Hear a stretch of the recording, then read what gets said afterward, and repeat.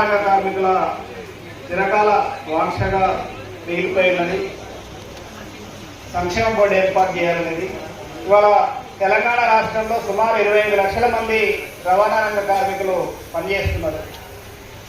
సుమారు 80% మొత్తం కూడా సరుకు కానీ ప్రజల రవాణా కానీ మొత్తంగా ఈ రోడ్డు ట్రాన్స్పోర్ట్ ద్వారా అవుతున్న పరిస్థితి మన రాష్ట్రంలో ఉన్నది.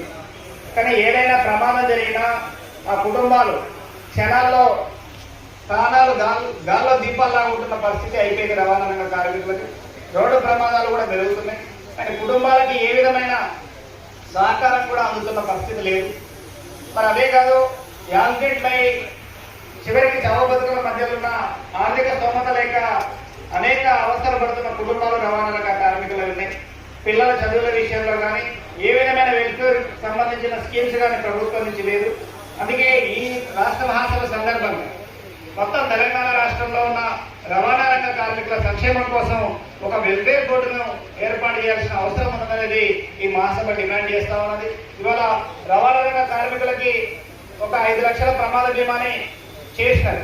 అది ఇప్పటి వరకు ఎక్కడ కూడా అమలవుతున్నట్టు కనపడతలేదు. కింది దాకా తెలియని పరిస్థితిగానే ఉన్నది. ప్రైవేట్ కంపెనీలకు ఇచ్చిన పరిస్థితి ఉన్నది.